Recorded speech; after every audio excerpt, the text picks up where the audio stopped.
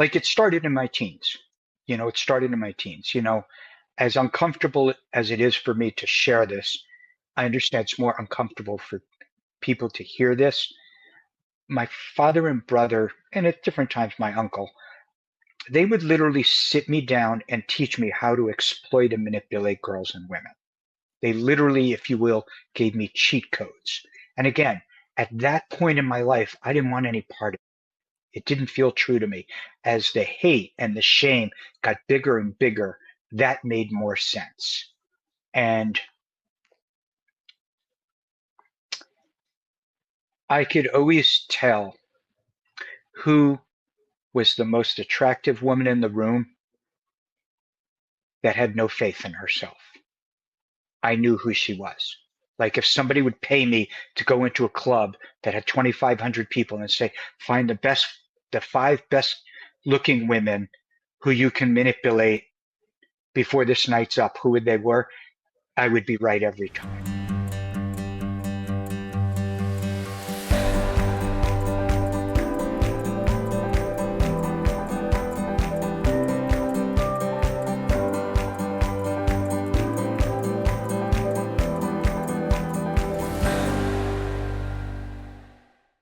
What does it mean to be a man?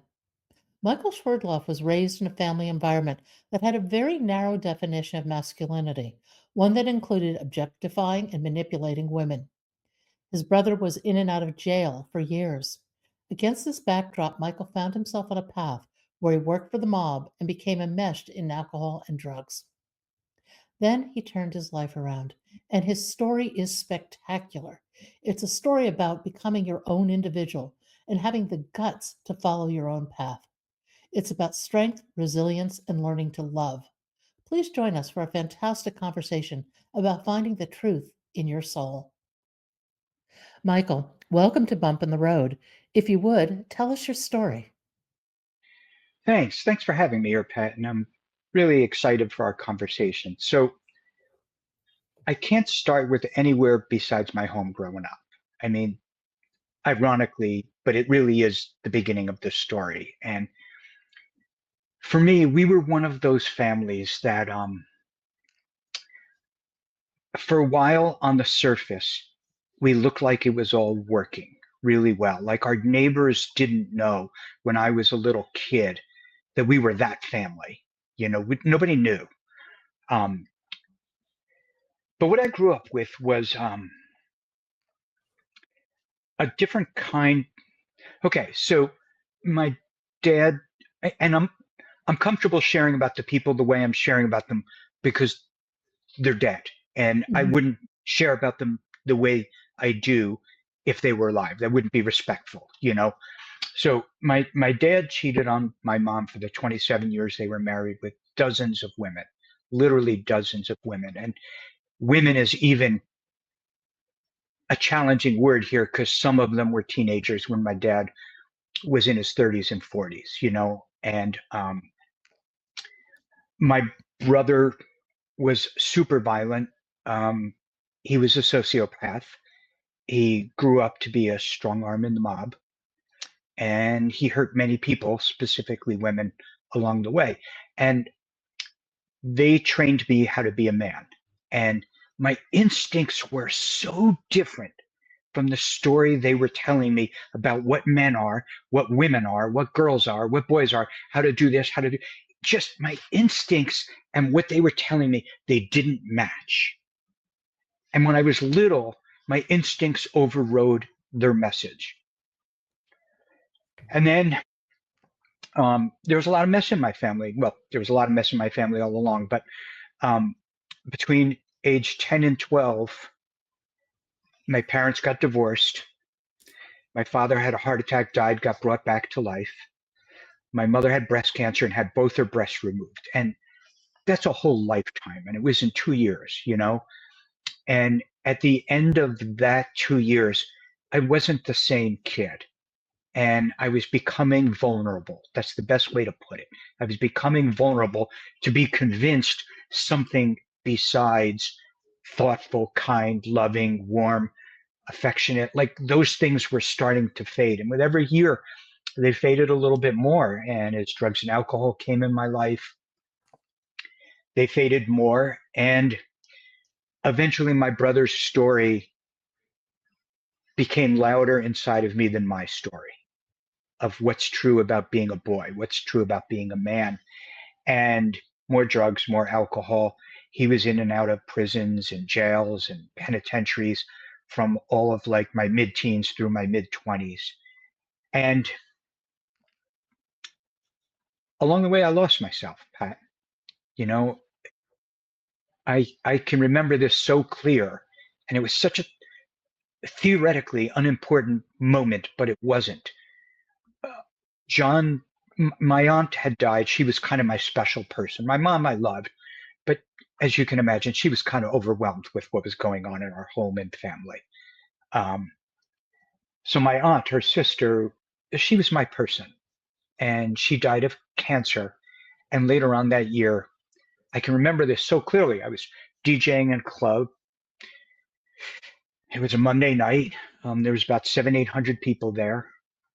And one of the bouncers came up and said, a customer just told us that John Lennon was shot and he's dead.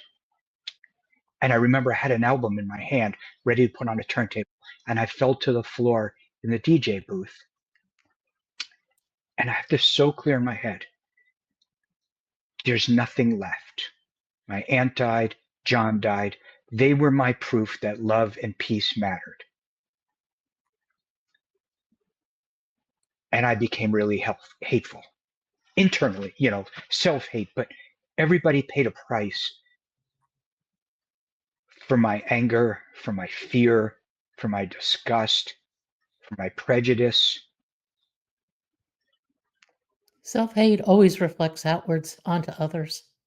It does. Yeah. And, and I physically looked different, like the shape of my face started to change. My eyes, the color of my eyes started to change. Everything changed. And from that, to finish the loop of self-hate reflects out to everybody, then they see hate and they don't want to be around you. Do you know what I mean? So there's like this whole cycle there. Hate yourself. People feel the hate. People that you hate don't want to be around you. And it proves your own self-hate. Well, and you only attract people who are also stuck in that hate doom loop. Oh You're my not going to gosh. attract healthier people. Right. So enter stage left after my brother got out of Roe State Prison and he hooked up with some mob guys. I was already at this point, I was already dealing drugs and doing small little things here and there. Put these two things together, and that's when I stopped doing anything by the rules. And I became part of the mob. And again, they loved me. I'm smart, I'm a good communicator, I know how to interact with people. I could do cons that they couldn't do because they were too thug like. And then the shame started even becoming louder than self hate. What was the breaking point?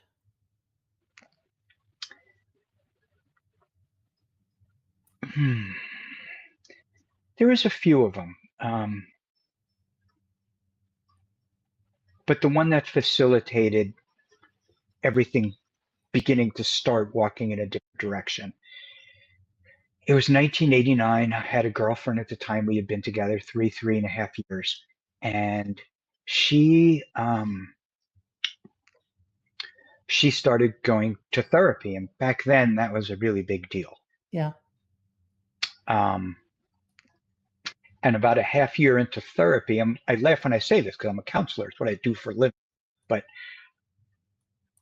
she was starting to get empowered and starting to say no about things and wanting her opinions and wanting me to respect her. And that didn't fit into my worldview.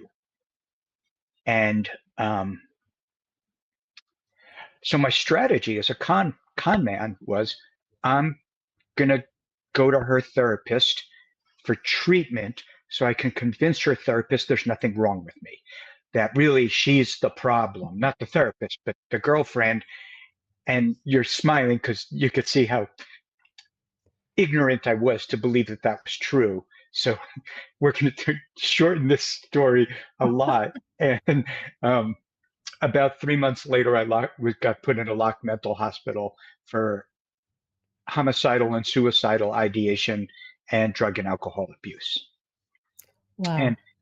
I didn't learn a lot there, Pat, but I did connect with the psychologist, Lorraine Hollier, who became my therapist when I left. And I was just so clear. I'd spent a little bit of time in jail, but so many family members in my life had spent time in jails and penitentiaries and prisons. I knew I didn't, and now I had been to a locked facility that wasn't cops, that people wanted to know inside your brain what was happening. And I remember when I left there, I don't want anybody to be able to tell me where I can go and when, at what time. I don't want to give that away. So I was really motivated to change so I wouldn't end up back in jail or prison, and I wouldn't end up back in a mental hospital or a rehab. So there was AA, and there was therapy, and there was an outpatient program, and I became their project. That's a personal project. I mean, your life went off on a totally different tangent. It really did. And um, Oh, no, share some of the stories because this is absolutely incredible. And then we'll circle back to some things. yeah, can I get what sets the stage to some of the incredible things? Yeah. Because the incredible things don't happen without this next step. Is For anybody who's been involved with 12-step work, there's this whole thing around meditation. And at those days, what meditation meant was whether it be the 12-step book or the AA big book or some 24-hour a day book or whatever your religion is, read the thing and reflect on it. You know what I mean? It was really reflection more or contemplation more than actual meditation. And something inside of me just said, no, you have to learn to meditate, like actually meditate. And I didn't know what that meant. I mean, again, we're now talking 1990. I grew up living in between New York City and Philadelphia, and there wasn't any books on meditation. That's insane to think about today in 2025. There was no internet. There was nowhere to buy them, not even Barnes and Noble and Borders. And I finally found this weird bookstore in the middle of nowhere that had two books on meditation. I bought both of them. I brought them home. I did exactly what I thought they told me to do. And that's what I did. And I had no idea if it was going to make me an axe murderer or a saint. You know what I mean? Like, I didn't even know if I was doing it right, but I just started doing it every day. So everything that follows happened because of that really loud voice that said, you need to learn to meditate. So some of the things that came out of that, the more interesting things are um, sometime in the late 90s, don't know the year because it wasn't relevant at the time. I ended up um, going to visit my Reiki master and spiritual teacher at the time, Betsy. Um, she was staying in Florida with her family. I was really close to her family too. And we got the sense that I was going to stay in Florida for a little while. So I rented this little bungalowy, double wide thing that was built from a couple things and literally glued together um, by the beach in Clearwater. And after a couple of days of me being there, Betsy went and I had lunch together and we're talking. She goes, I think you need to do a few days in retreat. And I only sort of kind of knew what that word meant. Because again, 1991, you know what I Yeah. mean? No, I guess we're late 90s now, but still, Still, um, same environment. Yeah. right. It hadn't changed yet. So I didn't know what to do. So all I did was do meditation and Reiki all day in this little weird ass place I was staying in, with the walls peeling and people's phone numbers and nasty messages written on the wall, like all kinds of creepy stuff. And I'm sitting there and I'm meditating and doing Reiki, and I had with me some beads. So I started doing the rosary, even though I'd never heard of it before. Like I just started doing these things real organically without knowing any better. And 3 days became a week became 2 weeks, and somewhere 3 months, 4 months later, I came out of retreat because there was a hurricane. And so, except for once or every week or two going to meet with Betsy and buying groceries, I literally went, and you could see I talk a lot. It's not like I'm some introvert that hides in the corner somewhere. Um, I literally went somewhere between 3 months and 4 months of a solo silent retreat by myself. And holy cannoli, it was incredible. How so? Talk about that a little. Um, it's really unavoidable to avoid, it's unavoidable to not learn about yourself. You just sit alone that long, and every nook and cranny somehow pops up and it's like, hey, look at me over here. Hey, you've been hiding from this forever.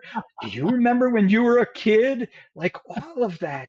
And do you remember what you did to your best friend in college and one of your neighbors in high school and your friend who was one of your best friends, and you and another guy robbed him of $30,000 of cocaine at gunpoint? Like, there's just not a way for all of that to not erupt. But the other part that erupted, Pat, was I was starting to get little inklings of what I was like as a boy before all of this. Because at that point, my recovery was still don't be a bad person. There wasn't anything yet moving towards how to be a good person. Mm-hmm. Like people were trying to teach me that. It's not because the people around me weren't working towards me becoming a better person. Just my focus was don't do bad. All of the ways I could choose to not do bad. So I was starting to get little snippets of who I was and who I'd become. And there was like this acknowledgement of strength and courage, and what we now use commonly as resiliency. And just because I think of it more as like relentlessness, kind of like Yeah. an ocean wave that just keeps going and going and going. And so those were things that came out of it for me. Yeah. Resiliency is kind of an interesting characteristic. There's that element, as you were saying, of just, I'm not going to quit. But I think part of resiliency is being soft and being willing to change. Yeah. And like there was exactly, and I was super motivated again to not be bad. I hadn't really transitioned towards, like, I showed on the outside that I was a good person. I sold it really well. But the real, like, as an instinct, as an organic thing, that was just starting to show up for me. And it was kind of scary because what happens if I take my foot off the gas pedal of don't be bad? I have to keep that right here because otherwise somebody or something's going to get hurt. And to loosen the reins on that was really scary for me. And I don't talk about that enough.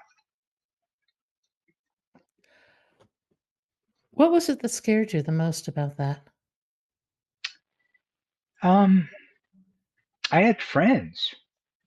I was a counselor, a social worker, and was working with teens and families in crisis. And people loved me, and I loved people.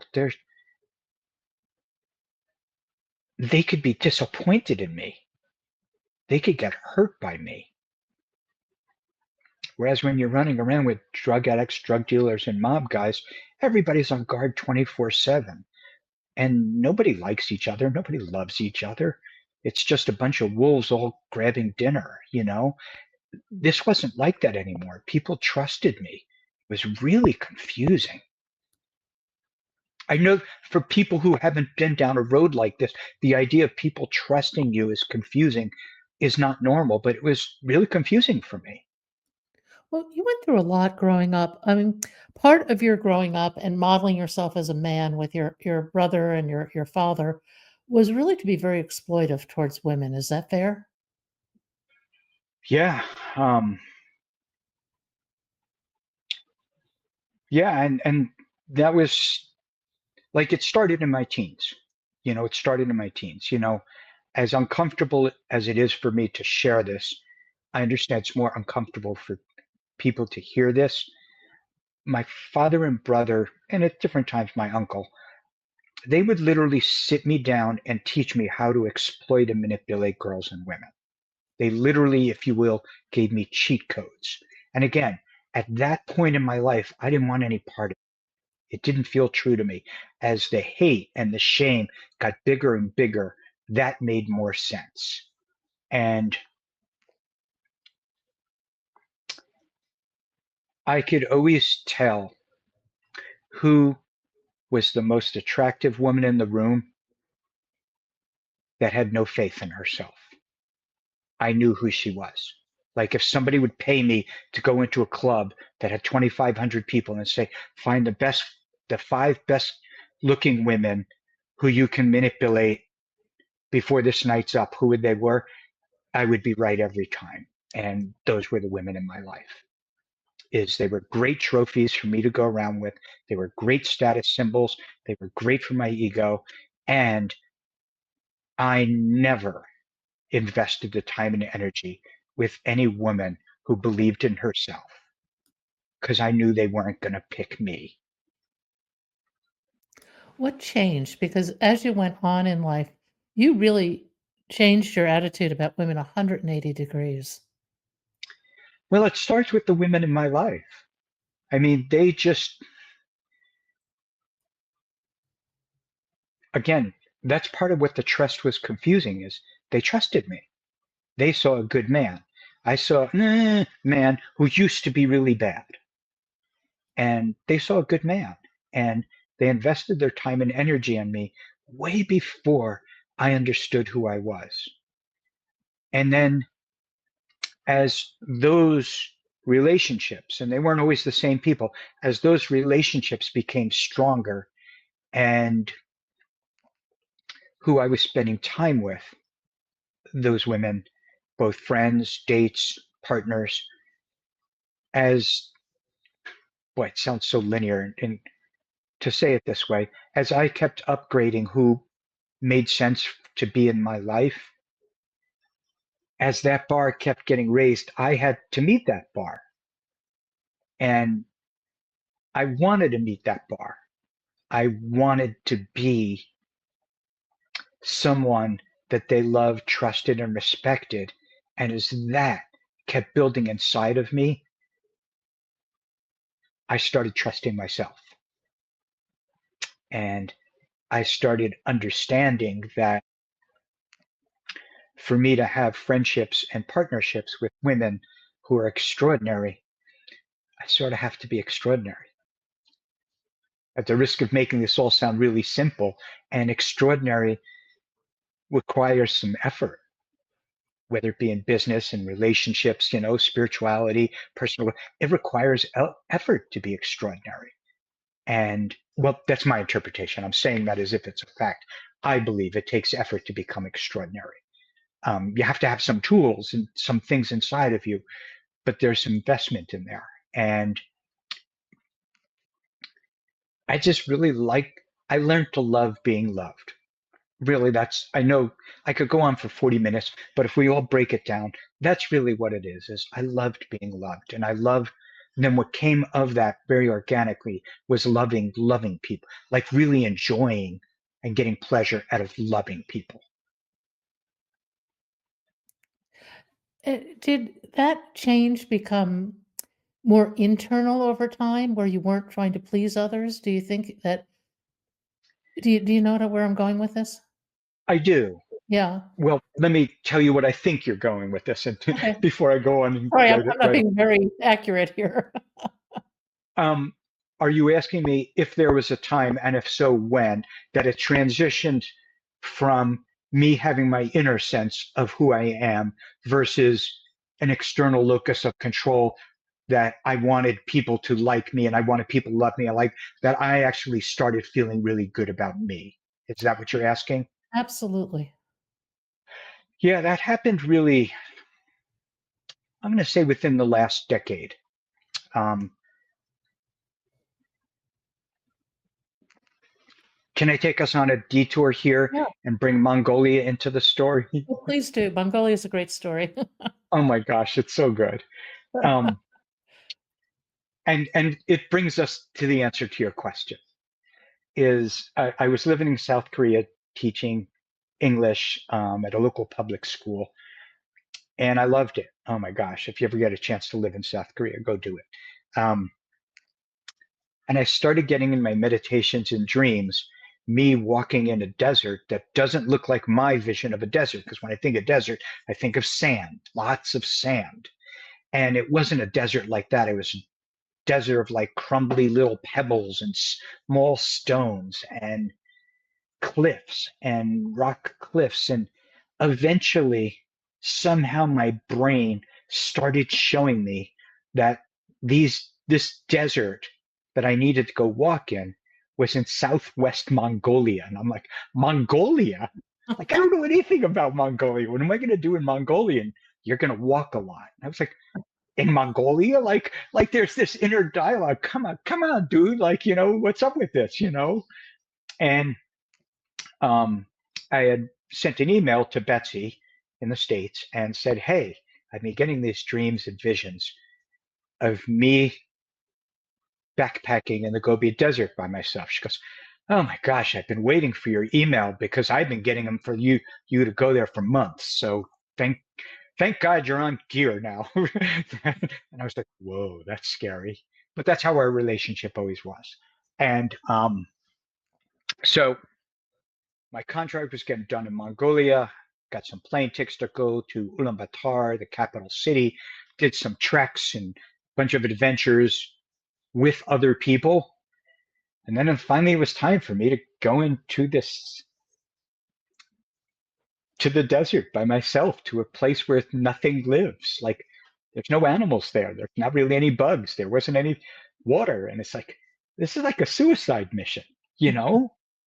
And I'm not exaggerating when I say this. Several people in my life that knew I was doing this did their goodbyes to me.